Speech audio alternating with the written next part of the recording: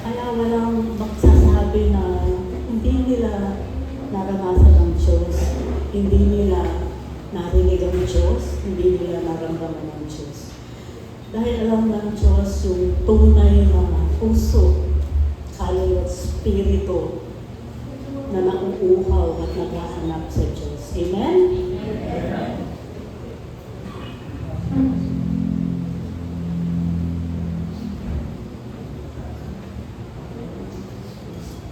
Pwede po, maaari bang palakpakan natin muli ang Panginoon?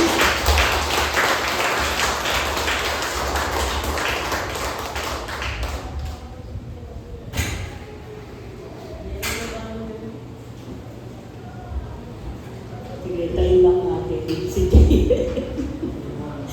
Pwede po, ipagpapatuloy natin ang ating pag-aaral. Dahil sa bawat linggo, yung ating inaaral ay magkakalapit-lapit.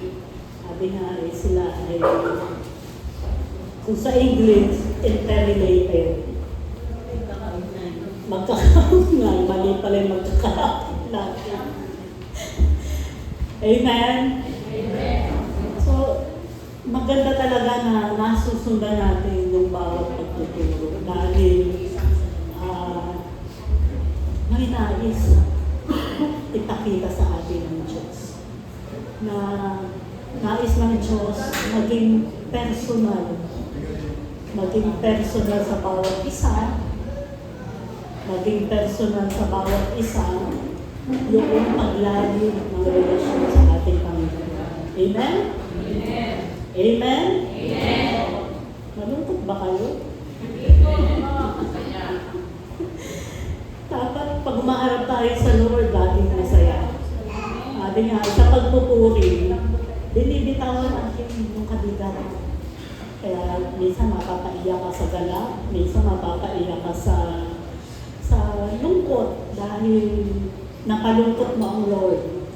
Pero pagkatapos ng pagpupuri, tayo ay humaharap sa Diyos na sabi nga handa na, wala nang takip, wala nang tabi.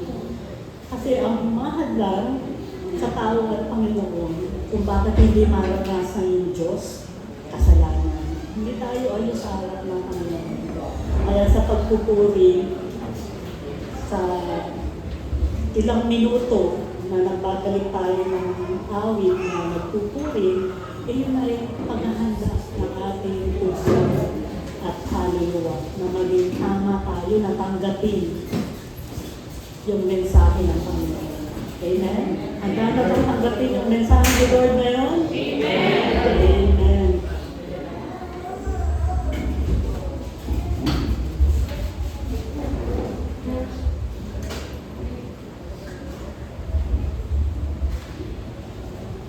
Tutuloy natin yung ating pag-aaral mula sa Psalm 34 verse 8. At dapat memorize na natin yan. O taste and see that the Lord is good. Sinimulan natin yan mula sa Genesis. At hindi pa rin tayo bibitaw sa aklat ng Genesis.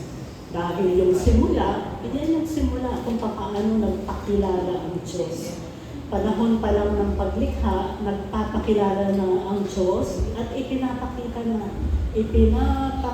na niya na siya ay mabuti. Amen? Amen. Ano yung nakaraan nating pinag-aralan? May natandaan ba?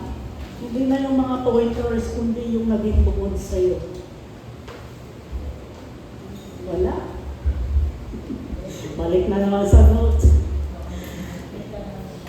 Ang pinapatukulan na ating pinag-aralan, yung presensya ng Diyos ay nasa kanang bayan. Amen? Sino ba ang bayan ng Diyos? Lahat ng nilikha na sumasamba sa tunay at nag-iisang Diyos. Amen? Na ipinakita doon, ang presensya niya, nung nilikha niya, ang tao, nilikha niya ang mundo, pagkatapos nilikha niya ang tao na maninirahan sa mundo, nandun yung presensya niya. di ba, turo sa atin, naglalakad siya, bumababa siya sa hardin ng Eden para fellowship, makasama yung unang dalawang tao na nilalang niya. Amen? Pero ano nangyari? Nagkasama yung tao. Kaya nahiwalay sila sa Panginoon.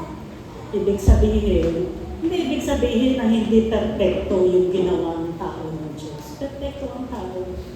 Ngunit sa kanyang puso, sabi nga, nilagyan siya ng Panginoon ng katangian na kung saan yung kanyang espiritu, yung nakikipag-ugnay sa Diyos. Pero sa kabila nun, binigyan tayo ng free will. Mali yung turo na walang free will ang tao. Amen? Binigyan tayo ng kalayaan na mamili. At dalawa lang lagi ang pamimilian, yung Diyos o layo sa Diyos. Amen? Kaya nagkakasala ang tao, mas pinipili niya gawin yung gusto niya kaysa gawin yung gusto ng Diyos. Amen? So, may free will ang tao. Kalayaan yung na hindi tayo puppet na inilagay na Diyos lang. Ganun ang ayos ng Diyos. Lagi siya masusunod, laging babalik tayo sa Kanya. Pero yung paglapit sa Diyos at relasyon sa Diyos, ito'y nilalagay natin sa loob na dahil mahal na yung manlilikha mo. Dahil mahal mo yung Diyos mo, dahil mahal mo yung pagpagligtas mo, kaya pipiliin mo palagi yung Diyos. Pero madalas, sablay. Amen? Madalas ba sablay? Kahit mga pastor na po, sumasablay din. Kailan lang may nabasa ako, limot ko na, isang pastor, at marami siyang maisulat na aklat. Hindi naman si John Piper, pero nasa dulo na nila ako nawala. Nalaglag siya sa kasalanan. Amen? At lumabas lang yung kanyang kasalanan nung nagkasakit siya. Doon lumabas na bukod sa asawa niya, ay meron siyang karelasyon na iba. Amen? At nasa loob ng iglesia. At maaari yung mangyari sa loob ng iglesia kapag tayo hindi nagbabantay. Amen? Si Eva at si Adan, nasa loob ng perfectong lugar. Lahat ng kailangan nila nandun, hindi nila kailangan magtrabaho. Pero anong nangyari? Nalagyan sila sa kasalanan. Pinili nila na kumain ng bunga na pinagbabawal. At ang nangyari doon, yung free will nila ang nasunod, hindi will of God. Ang will of God ay huwag silang kumain doon sa bunga ng punong ipinagbabawal. Sa dinami-dami ng mga makakain doon ng puno na nilagay ng Diyos, nagtanim yung kaisa-isang puno.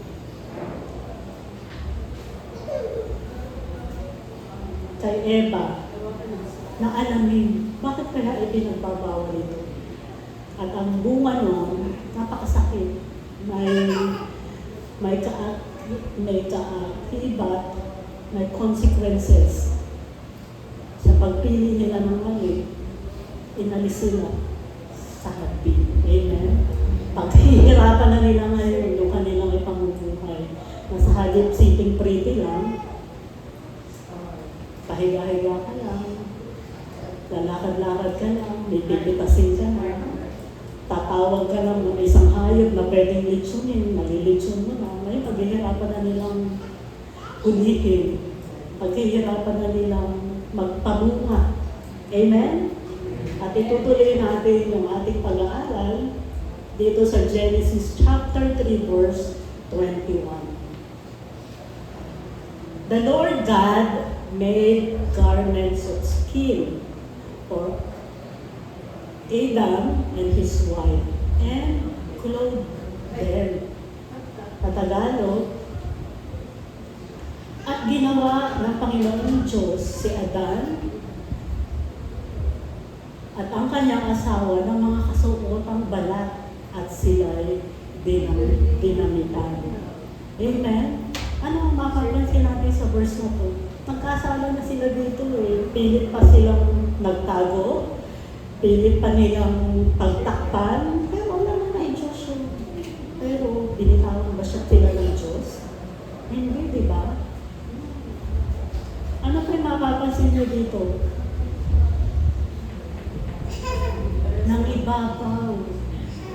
Nangibabaw yung pagmamahal niya sa kanyang nilikha. Hindi niya hinayaan, hindi niya pinabayaan. Kala ko sasabihin ninyo, marunong palang manahit si Lord. Si Lord ang unang nanahit. Amen? Kaya natutunan ang tao na manahit dahil nakita nila kung paano ginawa ng Panginoon. Amen? Hindi lang isa. Ang sabi dito, mga kasuotan. Mga kasuotan. Amen? Hindi sabihin marami, hindi lang isa. Dahil alam ng Diyos na kailangan din nilang magpalit. At may panahon na masisira. Pero ang damit na yari sa balat ng hayop, tao nang binibigyan. Amen? Naka-experience na ba kayo na magsuot ng leather? Mga lalaki, mga leather jacket.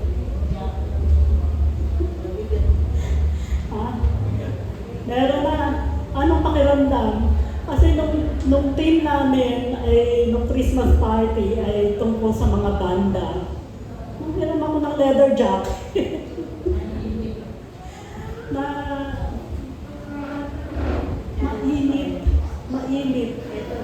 Pero kung titignan mo yung texture niya, matibay. Amen? Pero sa mga kalalakihan, pangarap nila magkaroon ng leather jacket. Totoo ba? Hindi daw. Karamihan. Amen?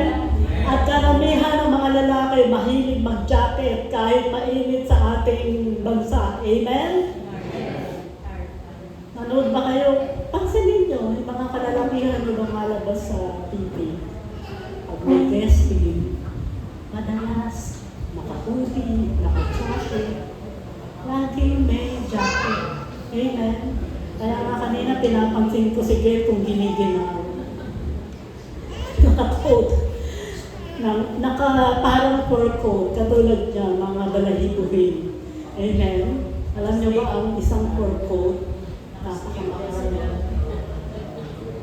Pinakamura, $15,000. Amen? Magkano yung times 16 mo?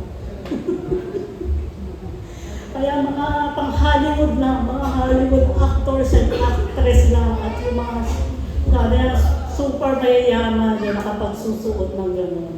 Amen? So tingnan natin, nagkasaalang ang tao, pero hindi sila tinalikuran ng Diyos. Nanatili yung Diyos na nangangalaga sa kanila. Eh kung tao lang yan, pinakatayaw kong gawin nyo yan, pero ginawa nyo, maglimutan na tayo. Amen? Kaya nga merong anong tawag doon?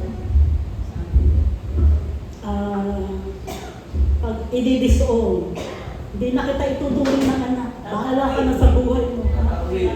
Itatakwin. Amen? Ang tao ginagawa yun.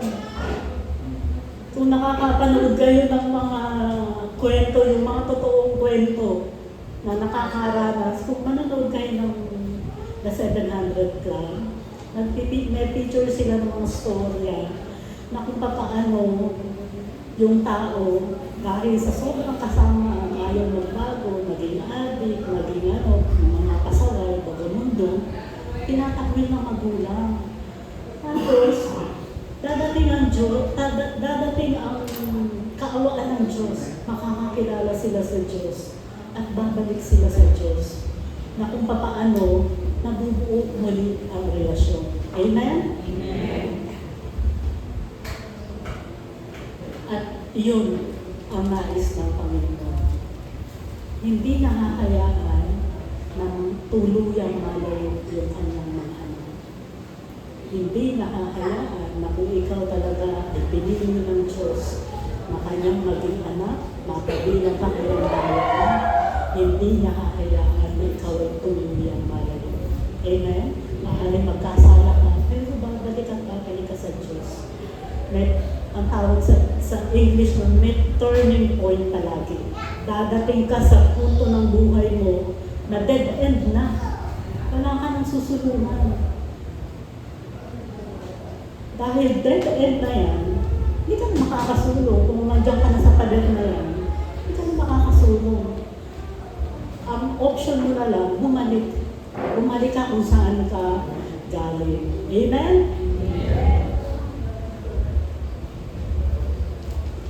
Kaya ang pag-aaralan natin ngayon, the hands of God. Taste and see God.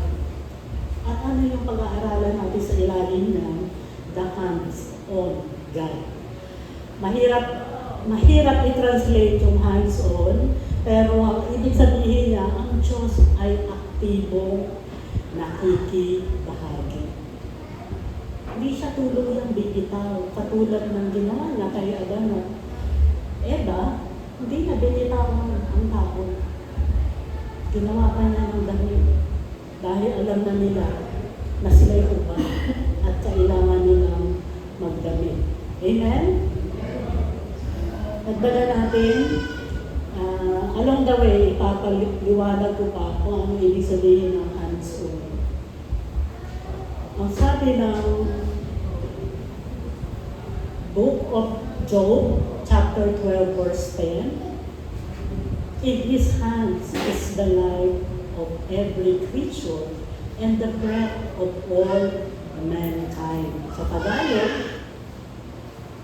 nasa kamay niya ang buhay ng bawat bagay na may buhay at ang hinila ng lahat ng mga tao. Kaya hindi po pwedeng bumitaw ang Diyos.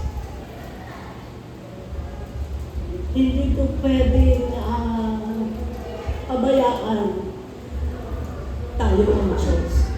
Amen? Kaya nga siya ay hands on God. Hawak niya. Hawak niya ang lahat. Nasa kamay niya ang lahat. At ipapakita sa atin ng Panginoon kung paano niya tayo humahawakan. Kung paano ang kamay niya ay humahawak sa kanyang bawat mga. Isang simpleng ilustrasyon. Ito po ay tinatawag na kaubang. Ang ibig sabihin lang ng kaubang sa Vietnamese ay Golden Bridge. At iyan ay pinangalanan ng yung tourist attraction na yan, walking through the hands of God. Alam niyo ba ang Vietnam, ang pangunahing paniniwala nila ay Buddhism. Amen? Pero yung resort kung saan nilagay ito, ang tawag ay parang Bana Hills, na kung saan nilagay yung bridge na yan, ng pagkakasabi doon sa na-research ko sa Google, iyan ay 510 meters. Halos 1 kilometro. Halos lang, wala pang 1 kilometer, pero iyan ay, at ang taas na ay nasa 4,600 feet below sea level. Ganun kataas. At ang purpose niyan, mag-attract ng turista. Natapos daw yung bridge na yan 2018. At hanggang ngayon, patuloy na pinupuntahan ng mga turista. Nung kami ay nag-Vietnam, binalak kong pumunta dyan. Binalak namin pumunta dyan. Kaya lang, malayo pala siya doon sa city kung saan kami nag-stay. Sa Ho Chi Minh, yung tinatawag natin na Saigon. Kaya hindi kami natuloy. Dahil gusto ko makita yung bridge. Kung ilalagay natin, kung lalagyan natin ng physical illustration, ganun yung kamay ng Panginoon, nakahawak. Nakahawak sa lahat ng nangyayari, nakahawak sa lahat ng kanyang mga. Kung ikaw ay turista, Kung hindi ka nagtitiwala sa tibay ng kamay na humahawak dyan, lalakad ka kaya dyan? Di ba hindi? Pero dahil nagtitiwala sila sa tibay at humahawak ng kamay, lalakarin nila yung buong 510 meters. At dyan, pag nilakad nila dyan, nakikita nila yung kagandahan ng lugar. Amen? Dahil yung resort na Bata Hills ay merong 200 villas na pinaparentahan nila sa lahat ng gustong mag-stay. Sino gustong pumunta dyan? Pupunta tayo dyan, mag-ipon na tayo. Amen? Amen? Pero sa likod na, may katotohanan. Hindi man sila mga mana ng mga tunay na makapangyarihang Diyos. Sabi ko nga bakit hindi Buddha hindi naglagay ng itsura ni Buddha? Pwede namang may itsura ni Buddha, tapos si Buddha yung kamay ni Buddha, pero hindi. Kung uugatin mo pala, yung pangunahing nag-ari noong dinevelop na resort, mga French. Pero marami din French na hindi naman Kristiyano. Pero somehow, nabahagian na sila. Narinig na nila yung tungkol sa makapangyarihan ng Diyos. Amen? So, ayan. Kung ilalagay natin, yan yung ating Diyos. Hindi natin nakikita. Pero yung kamay niya, laging nakaalalay, nakahawak, gumagabay sa kanyang mga anak. Amen? Lapakan na natin muli ang Panginoon.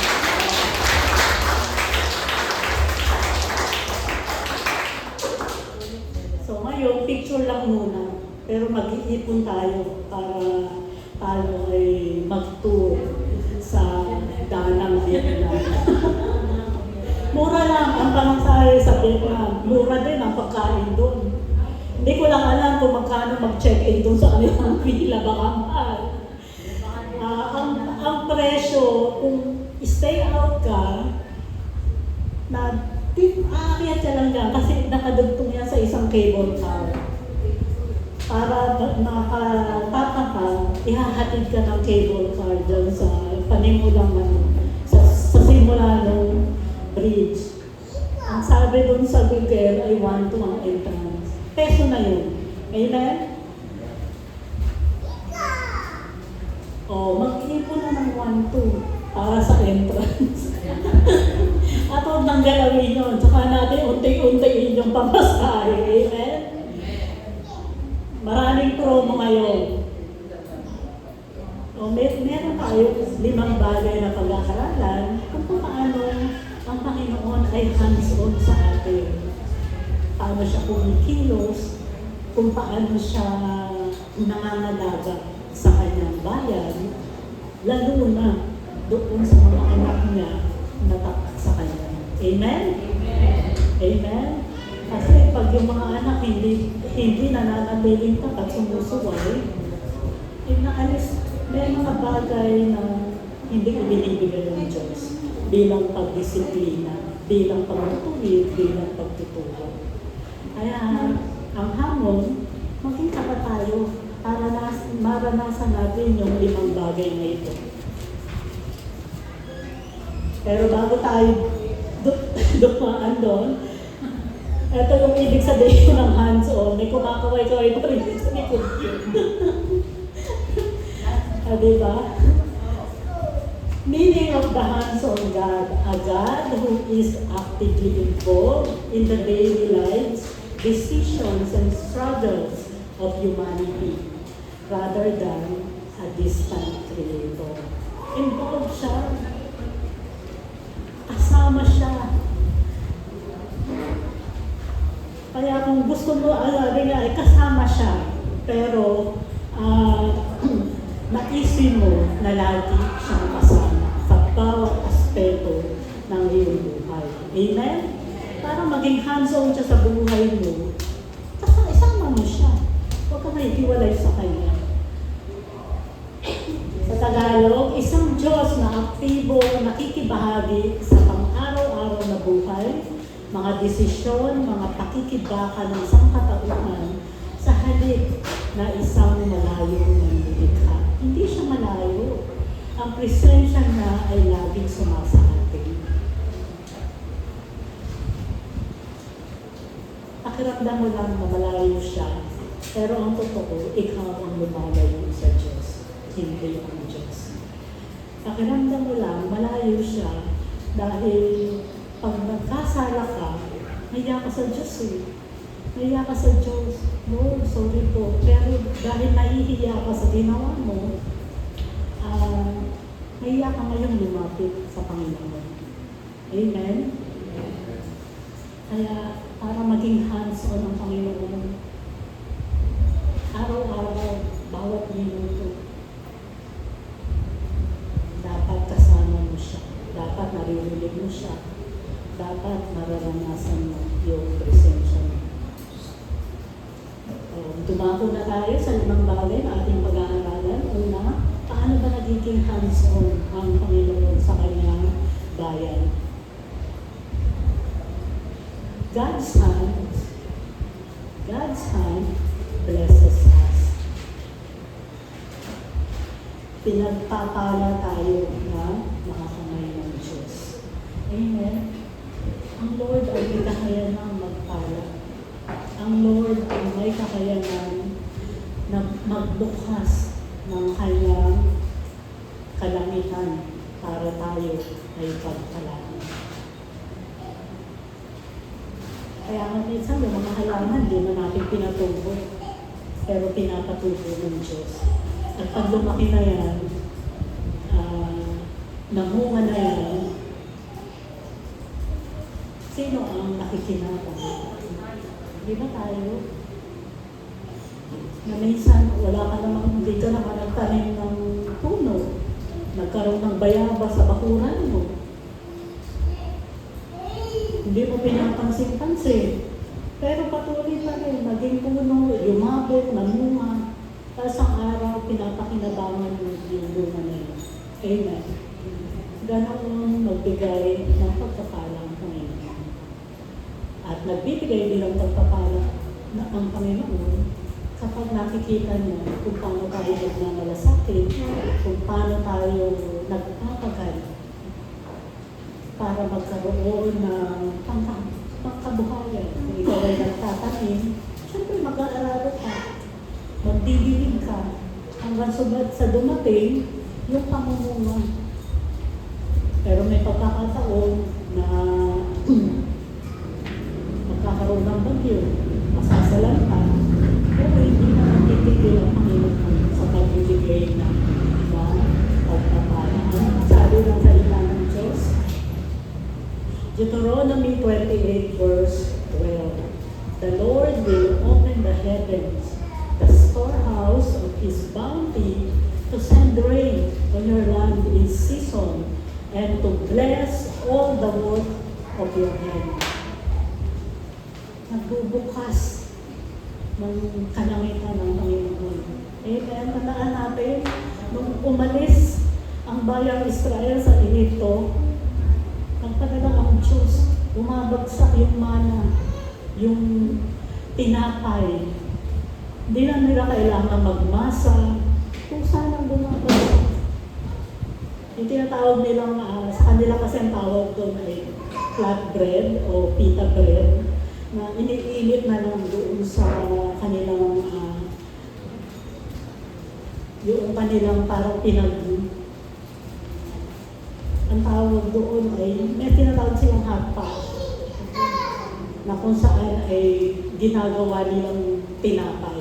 Amen? At nung nagsawa sila sa tinapay, anong bumagsak? Mga tubo, karne na lang.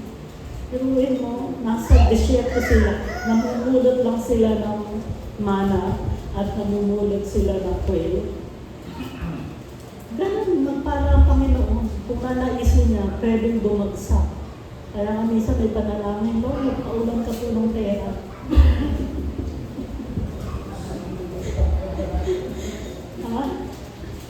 Pero nangyayari, pero hindi lang sa kaparaanan ng Lord. Kasi pagka isang napanood, mga ano sila eh, mga magnanakaw. At yung ninanakaw nila ay milyon-milyon. Amen? Nung napapaligiran na sila ng mga pulis na humahabol, ang ginawa ng mga magnanakaw, hinagis, naghagis ng maraming pera. Parang umulan ng pera, di ba? Dahil nagkakagulo yung tao, hindi makagalaw ng maayos yung mga pulis. Iyon yung literal na nagpapaulan ng pera. Amen. Pero natandaan ko, parang kailan lang yung bata pa ako. Mga 40 years ago. 40 years ago. Na nakatira pa kami sa Hagunoy. Isang pagkakataon no, na talagang bahang-baha. Mataas ang baha. Na kami ay mga bata, bawal kami bumaba. Natatandaan ko nga, nasa bubong lang kami. Para makakita ka ng labas ng bahay, umakit kami sa bubong. Yung rasyon, nakasakay sa helicopter at ibinabagsak sa mga bubungan. Hindi ko alam kung anong bagyo yun. Umuuna ng tinapay. Amen? Ngayon, hindi na ginagawa yun. Ay, isang beses nakaranas ako na bumabagsak sa bubong yung mga tinapay. Amen? Anong year ba yun natin, Norma?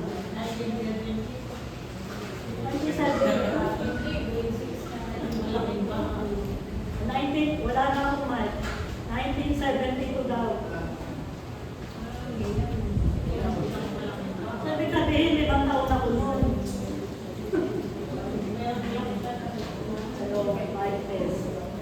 Ibig sabihin, 5 taon ako noon. 1972. I-research natin yan. Kanina ko lang kasi naalala. Actually, ngayon ko lang naalala.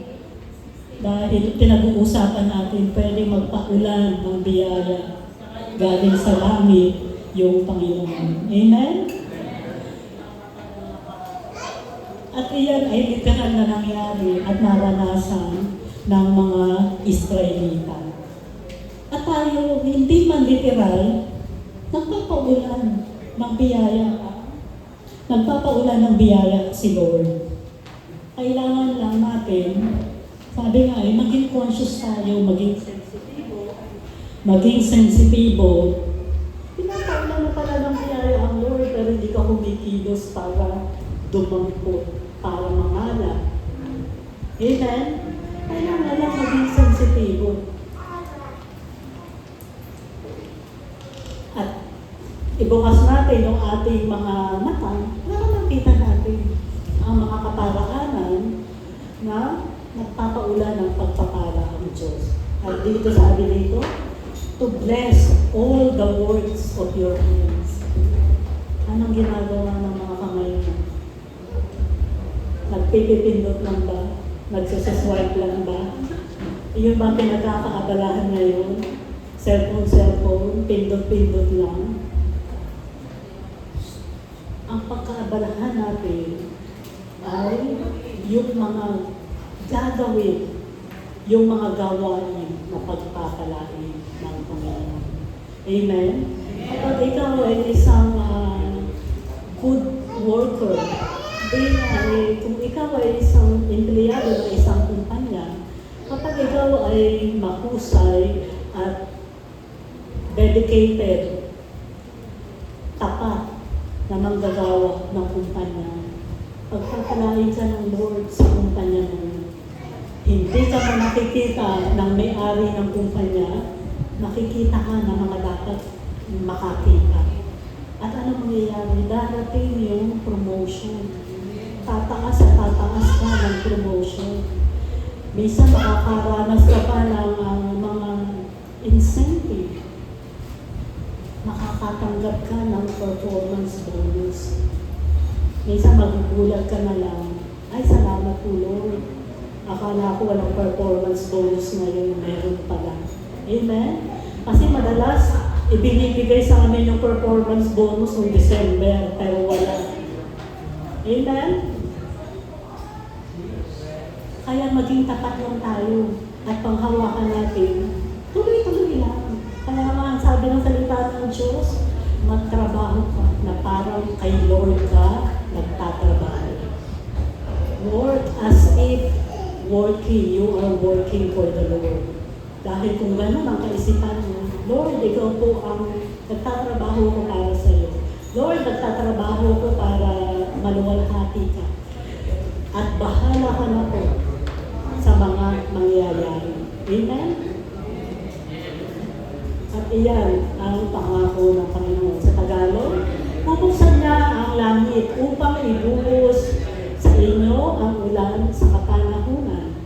Pagpapalain na kayo sa lahat ng inyong gagawin.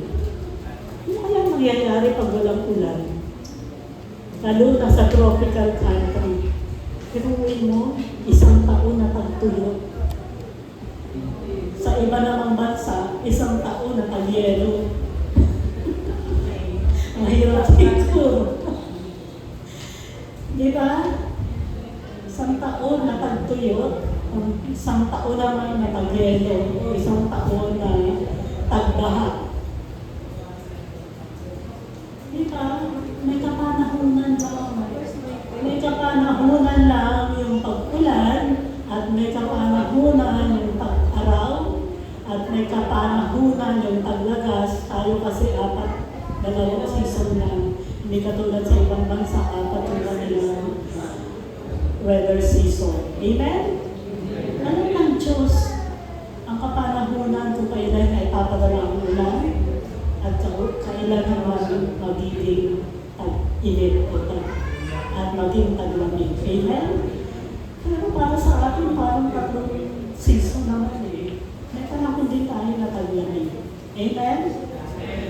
Pag nag-winter sa ibang bansa na December to February, di ba December naman, nararanasan natin malamig ang panahon. Opinion ko yun, tatlo ang ating weather season. So, pangalawa, God's hand holds us. Hawak tayo ng mga kamay ng Diyos.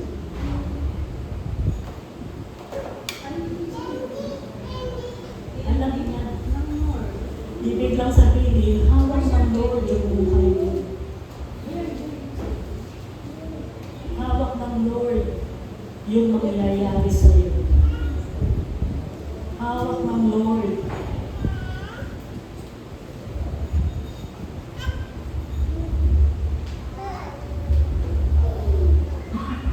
yung destination mo. Amen? Ang sabi ng salita ng Diyos sa Isaiah 41 verse 13, "For I am the Lord your God, who takes hold of your right hand, and says to you, do not fear, I will help you." Sa Tagalog, sapagkat ako ang Panginoon mong Diyos, ang kumahawak sa iyong kanyang kamay. Ako ang magsasabi sa iyo, huwag kang matakot, ikaw ay aking tutulungan. Bakit sinasabi ng Panginoon na hawak na ang ating kamay? Dahil para alisin na yung takot sa ating puso. Amen? Kailan ka nakakaroon ng takot? Pag may sakit ka, matatakot ka ba? Na mamamatay ka na? May mga tao sumakit na ng ngipin, parang mamamatay na. Pero masakit naman talaga yung sakit ng ngipin. Amen? Kailan dumarating ang takot? Pag wala ka ng isasaling? Si Jesus na 40 days hindi kumain. Yung isang araw na hindi kumain ng pamilya mo, mamamatay na. Hindi pa. Pero may nakaranas na ba dito na isang araw hindi talaga kumain? Hindi naman ang fasting, talaga naman ang pagkain. No, amen. Dahil hindi nagpapabayaan ang Panginoon, nagbibigay ng tulong palagi ng Diyos. May panahon lang na Sige Lord, 1 meal lang muna. At least kumain ka pa rin kahit isang meal. Pero hindi pa nangyari sa buhay mo na isang buong araw wala kang kinain. Amen? Meron na ba? Ako nakaranas, skip ng meal.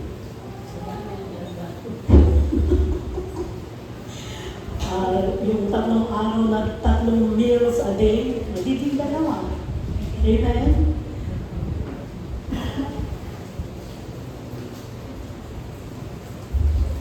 Pero hindi ko na nararanasan yun. Amen? Pero gusto ko ulit 2 meals na lang ulit. Dahil kailangan ko magpabalik na ng blood sugar. Amen? Pero nitong diniklarahan ako ng diabetes, ang nagiging observation ko sa sarili ko, pag ako'y ginutom, kailangan kumain na ako.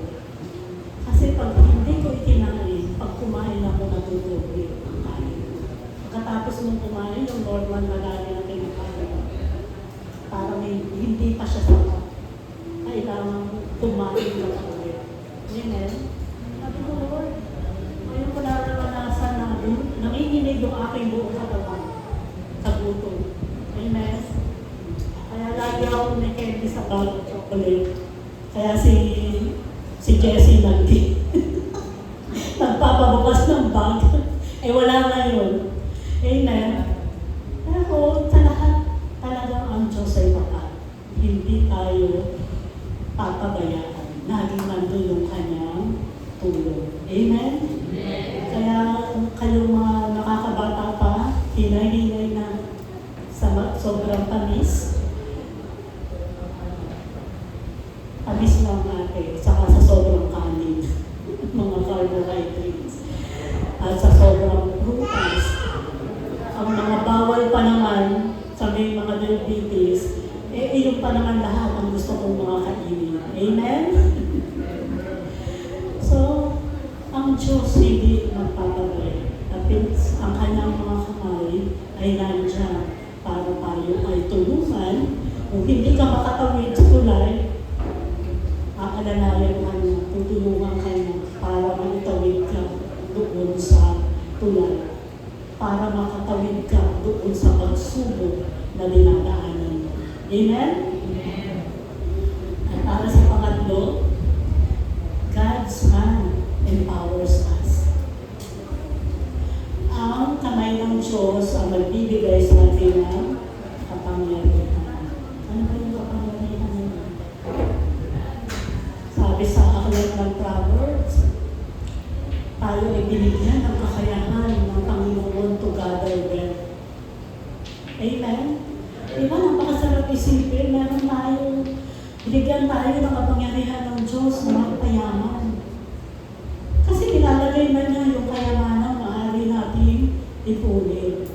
Amen? Nasa atin na kung paano natin titipunin o paano natin makukuha yung mga kayamanan inihanda ng Panginoon. Napakarami yung sinasabing empowerment ng Panginoon. Binigyan tayo ng Panginoon kakayanan na magtiis, magpasensya. Alam niyo bang kapangyarihan yun? Hindi lahat nakakapagtiis, hindi lahat nakakapagpasensya. Binigyan tayo ng kakayahan ng Panginoon, ng kapangyarihang magpatawad ng mga nagkasala sa atin. Amen? Yun yung mga halimbawa ng kapangyarihan na pwede natin makuha sa mga kamay ng Diyos. Hindi nyo lang, baka hindi lang kayo aware, may kapangyarihan pala ako na magpayaman. Binigay pala ng Diyos the power to gather wealth. Amen? Ang sabi ka ng Panginoon, nung hindi natin, yung kayamanan, hindi natin pinaghirapan, tayo ang magiging tagapagmana. Yung mga hindi mananampalataya na nagpapayaman, hindi nila pakikinabangan yung kayamanan na yun. Pero yung kayamanan natin, iniipon natin at makakamayan natin, dito pa lang na parang nasa langit. Kaya nga sa panalangin, dito sa lupa na parang nasa langit. Amen? Pwede na natin maranasan yung kapirasong langit. Dahil, kasama natin ang Panginoon. At ang sabi ng awit natin, God is good all the time. Hindi siya tatalikod. Mananatili siyang tapat sa kanyang salita at sa kanyang mga pangako. Ano yung hindi mo na i-exercise na kapangyarihan? Meron ka pa bang kapatid, kaibigan, kamag-anak na hindi mo pinakausap? Ibig sabihin, meron pa yung problema. So may kapangyarihan ka na idugtong yung nasirang relasyon. Amen? Amen? Amen! Sabi ko nga, may narinig akong kwento dyan sa likod na may magkapatid, years na nasira yung kanilang relasyon. At magkalapit bahay lang sila, pero nakakayanan nila na hindi magpansin, na hindi magpansin. Amen? Sabi ko nga, pinatigas ng galit yung kanilang puso. Kasi merong pagmamahal at pagmamahal sa puso nila bilang magkapatid, pero pinatigas ng galit o pinatigas ng pride para idugtong yung relasyon. Amen? Kaya tandaan natin, gamitin natin yung kapangyarihan na ibigay ng Diyos. Una-una, abutin yung mga tao. May kapangyarihan tayo na ikalat yung mabuting balita. Na magdudugtong ng relasyon, yung tao walang relasyon sa Diyos, na magkarelasyon sa Diyos. Amen? Ang sabi ng salita ng Diyos sa 1 Chronicles chapter 29 verse 12, wealth and honor come from you. You are the ruler of all things. In your hands are strength and power to exalt and give strength to all. Amen? Kaya ibigay ng Diyos yung kalakasan, yung kapangyarihan, at iyan ay available sa lahat. Sa lahat ng mga hindi lang sa ilan. Ang tanong lang, hinihingi mo. Baka naman hindi mo hinihingi sa Lord. O kaya ayaw mo tayuan. Amen? Amen? Amen? Diba? Wealth and honor kaya ibigay ng Panginoon. Basahin natin sa Tagalog. Ang mga kayamanan at gayon din ang karangalan ay nagmumula sa iyo. Pwede kang payamanin ng Lord. Pwede kang itanyag ng Panginoon. Amen? At ikaw ay nagmumula sa iyo at ikaw ang namumuno sa lahat. Dahil siya naman ang naninibago sa lahat, kaya yung Diyos, pwede na ibigay yung mga posisyon sa gobyerno. Kung hindi hinayaan ng Lord John na maupo sila, hindi naman sila mauupo sa pagiging presidente, sa vice presidente. Pero sabi ko nga, Lord, sa darating na 2028, tulungan mo po ang iyong bayan na magkaisa sa pananalangin, na mag-upo ng tamang mga Pinoy, lalo na yung presidente at vice presidente. Yun ang aking ipinapanalangin sa Panginoon.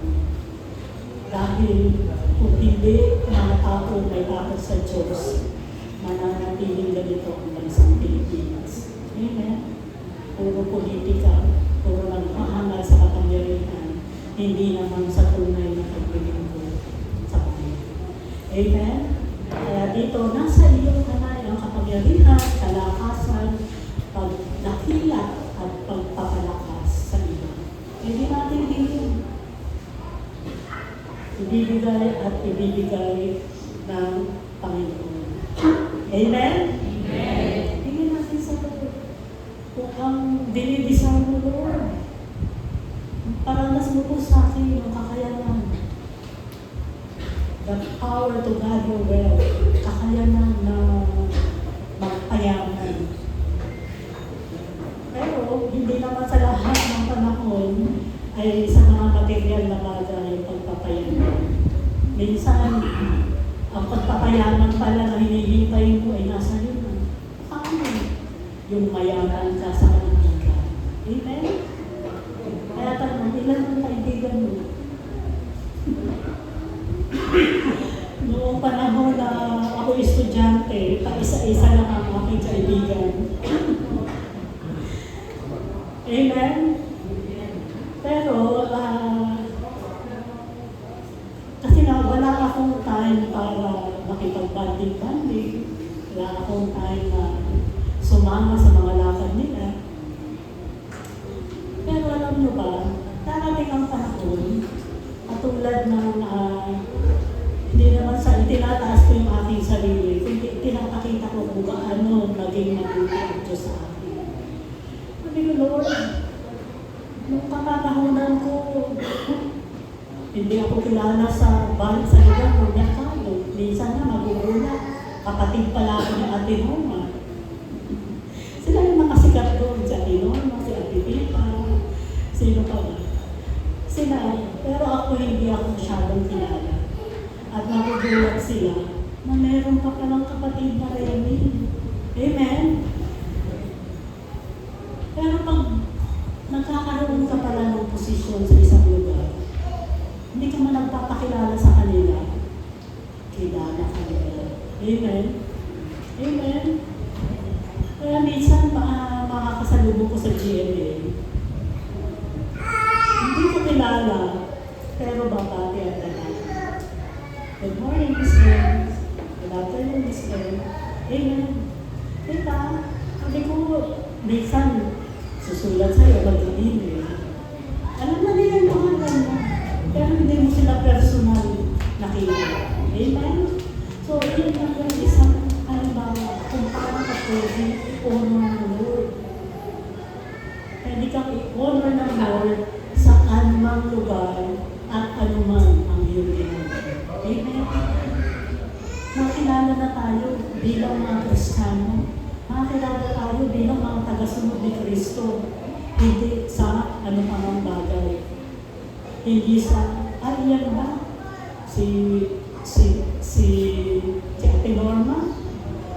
Ay, alam niya lahat ng kwento. Alam niya lahat ng kwento ng mga tao sa merkado. Dati yun, hindi na yun. Diba? Kung gusto mong makabalita, tanongin mo yung isa sa mga kapatid mo at pumapangalawa sa kanya si Ate Tessie. Si Ate Tessie naman, alam ang kwento sa buong palengke.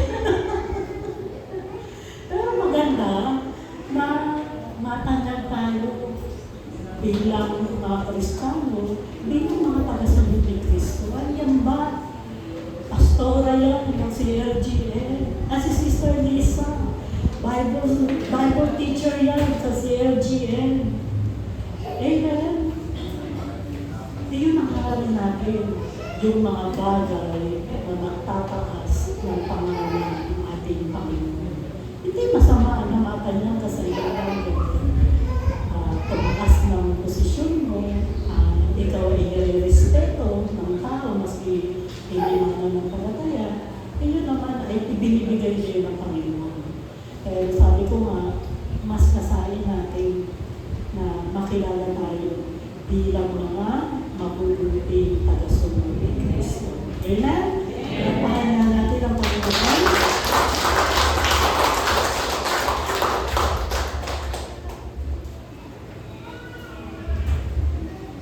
Ang-apat, God's hand humbles us. Ang kamay ng Diyos ang nagpapababa sa atin.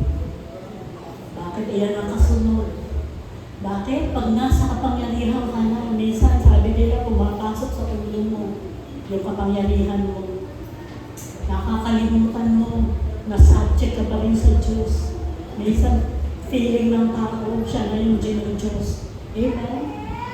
Kaya pag narating mo na, sabi nga sa karir mo, narating mo na yung pinakatuktok na pwede mong marating, papaalala pa rin ng Diyos, manatili kang mababa.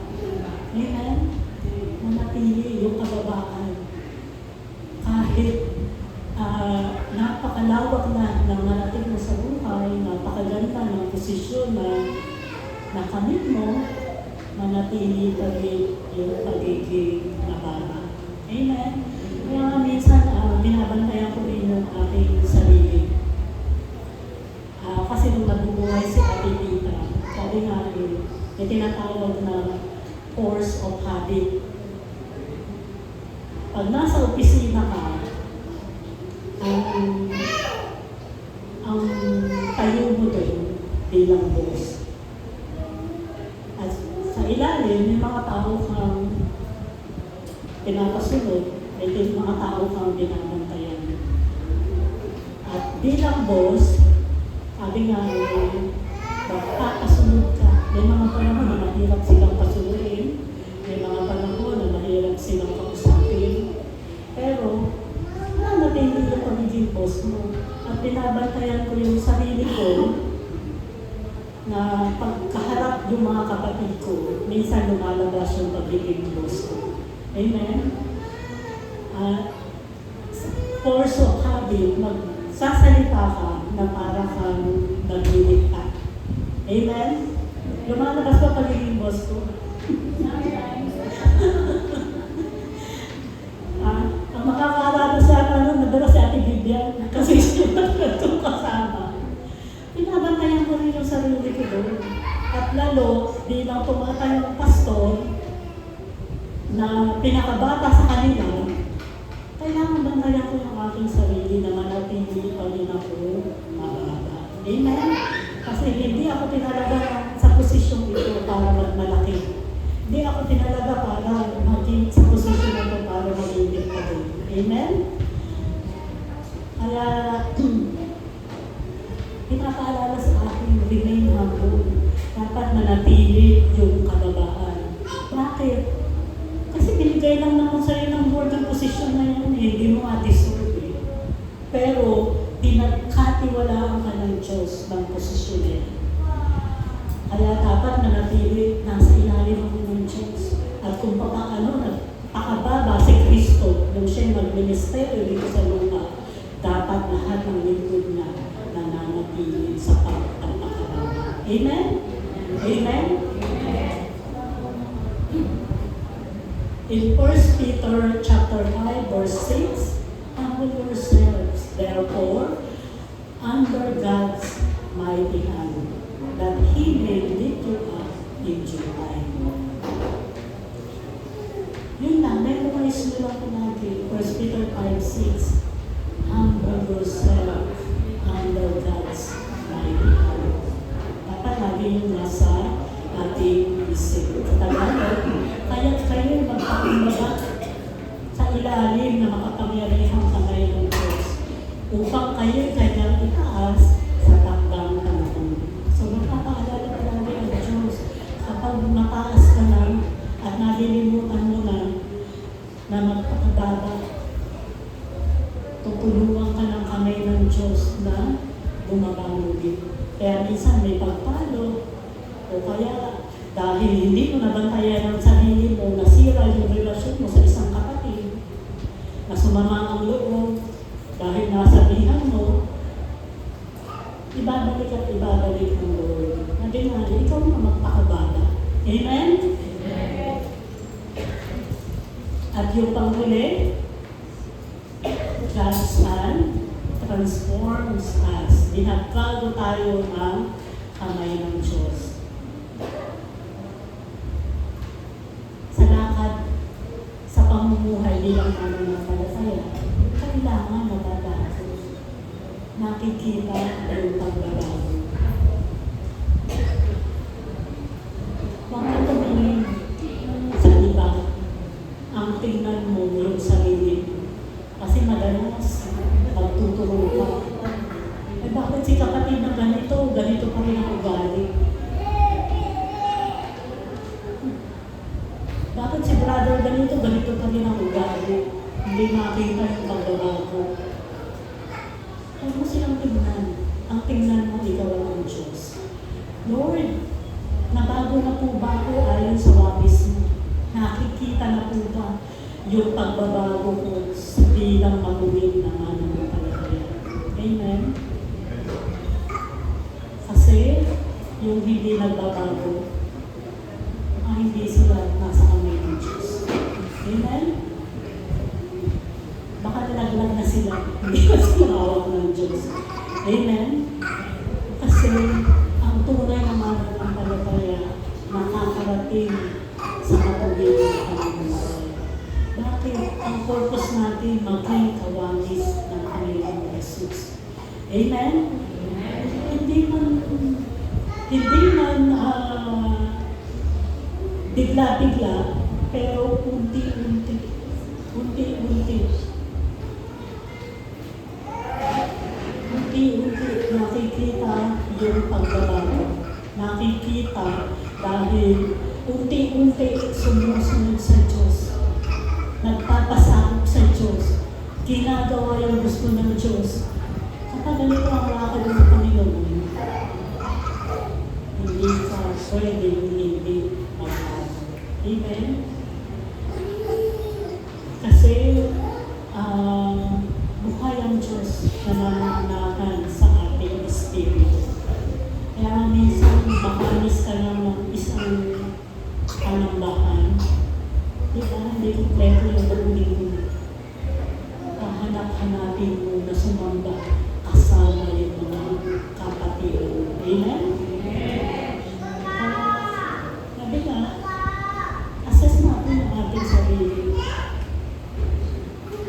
Baka wala ka na sa kamay ng Panginoon.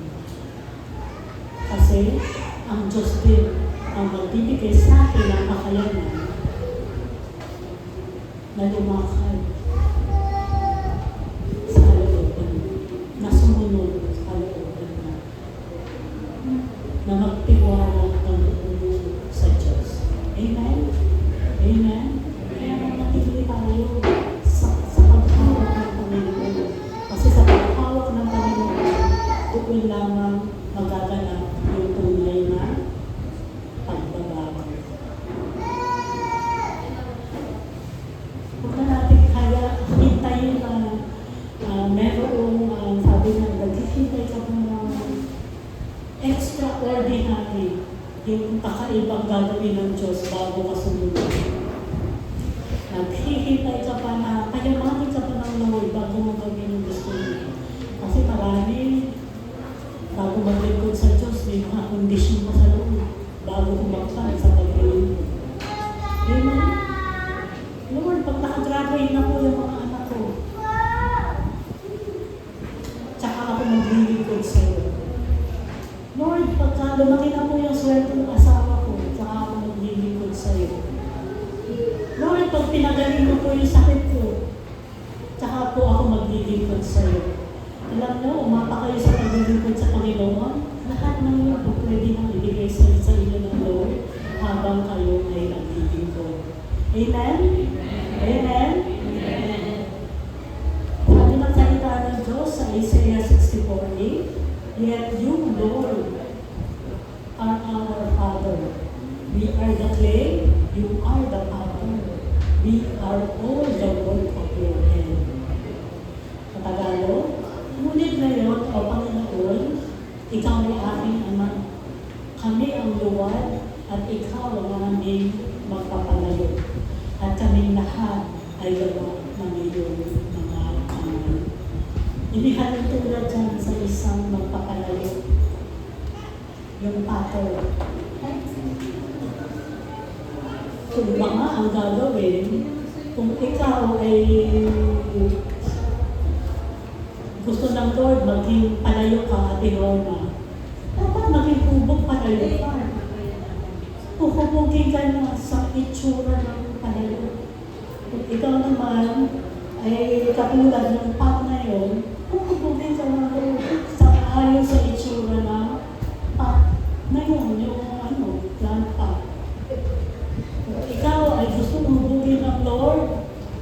ayon sa ganyan kalaking gandang kang huhubugin ng Panginoon. Ang kailangan lang, hayaan natin si Lord ang siyang humubog sa atin.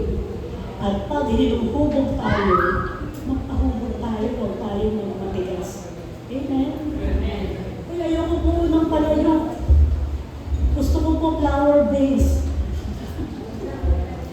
Hindi ka nga doon itinalaga. Kaya huwag mo ipilit na maging flower base ka kung ikaw ay gusto ng Lord na maging palayo. Amen? Diba? Ikinumpara nga sa isang tahanan na maraming kagamitan. At bawat gamit doon ay may pagkagamitan. Amen? Magkanta nga yung palayo, araw-araw ginagamit. Diba? Ate Norma. Kung flower base, pang display ka lang. Mas maganda nagagamit kesa pang display lang. Amen? Pero may kanya-kanyang panawagan yung bawat anak ng Panginoon. Amen? Amen? So, mag-recap tayo. Yung hands-on God, katulad ng nasa picture, ganyan tayo hinahawakan ng Panginoon. Ganyan ang paghawak niya sa kanyang mga anak. Balikan natin, ano ba tinagawa ng isang hands-on God? Una, pinagpapala. Binibigay na yung magpapala. Kaya niya buksan ng langit para ibigos ang pagpapala. Kaya niya pagpalain ang iyong ginagawa. Kaya kang pagpalain sa trabaho mo. Kaya niya pagpalain ang negosyo mo. Kaya ka niyang pagpalain kahit housewife ka lang. Amen? May gagawin at may gagawin ang Panginoon. Basta tayo ay umasa sa Kanya. Pangalawa, hawak tayo mga kamay ng Diyos. God's hand holds us. Ibig sabihin, iingatan ka na, tutulungan ka na, gagabayan ka ng mga kakailan. Hindi ka niya tatalikuran. Amen? Pangatlo, God's hand empowers us. Binibigyan tayo ng kapangyarihan, kalakasan, at kung ano yung pangkailangan natin. Pwede ka niya patanakin. Amen? Halimbawa, kung ang plano ni Lord dito sa kanila ay mag-artista, sisikat yung dalawang bata niya. Amen? Papasikatin ng Lord. Pero kung hindi plano ni Lord na mag-artista yung mga bata niya, huwag natin ipilit sa pag-artista. Amen? Yung isa mukhang mukhang madaling pasunurin at madaling meron siyang magandang personality. Amen? Pero yung isa tahimik, parang opposite sila. So, hayaan natin ang Lord. Kung saan tayo dadalhin ng Lord, kung tayo papayamanin, kung tayo patatayagin, o tayo mananatiling matuwid at malakas na lingkod niya. Pang-apat, siyempre, yung kamay ng Diyos, hindi ka nakahayaan na sabi nga umabot sa ulo mo yung patanyagan mo. Amen? Pananatiliin ka ng mababa. Dahil ang sinusunod natin nagpakababa. Walang iba kundi ang Panginoon Jesus. At yung panglima, God's hand transforms us. Hindi matatapos yung transformation natin. Habang nabubuhay tayo dito sa lupa na to, tayo ay patuloy na hinahubog at binabago ng Diyos ayon sa kanyang walis. Kung nandito pa tayo, hindi pa tapos yun. Patuloy tayo buhubugin at babaguhin. Huwag lang tayong, sabi nga sumunod lang tayo. Hindi ko alam sa Tagalog kung paano tatagalogin maging pliable. Pliable. O, hindi lilipad. Pliable. P-L-I-A-B-L-E. Kung halimbawa, ito clay, malambot siya, di ba? Pero pag pinabayaan, nakapaglaro na ba kayo ng clay? Ang clay, malambot siya. Susunod siya. Kung paano siya hinubog ng kamay, susunod yung clay. Kung paano siya mahuhubog. Amen? Pero ang clay na itinago mo sa ng isang taon sa cabinet, na natuyot, nanigas, mahirap hubugin. Pag hinubog mo siya, pinilit mo, matutubog. Amen? Kaya bakit nating hayaan na dumating tayo sa punto na nanigas na yung luwad o yung clay at pag hinubog tayo ng Lord, ang sakit na. Ang sakit na. Kasi pag ginanon ka ng Panginoon sa kanyang mga kamay, magkakalagas-lagas na. Amen? At may mga panahon na masakit yung pagbuhubog ng Panginoon. Kasi ang tagal mong sumuway, ang tagal mong lumayo, ang tagal mong nakalimot. Amen? Kaya ito yung isang paalala na mapahubog tayo sa Panginoon dahil siya naman ang magpapabago ng ating buhay. Amen? Pinapakan natin ang Panginoon. At dito na ako magtatapos. Bilang paalala sa Psalm 63 verse 8, ito ay dapat itanim natin sa ating isip at manatili sa ating puso.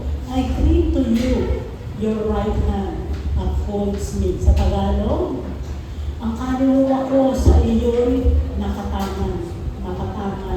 Inaalalayan ako ng iyong mga kamay. Kung tayo ay hawak ng Panginoon, ito yung kamay ng Lord, hawak tayo, nakagaya na siya. Ibig sabihin, humawak ka rin ng mahigpit sa Kanya. Hindi yung Diyos lang ang nakakapit. Ikaw mismo, para mas matindi yung kapit mo, ikaw mismo ay kumapit sa kamay ng Panginoon. Amen? Amen? Kailangan mo tayo ibang kakapitan na matindi, kundi ang Panginoon lang.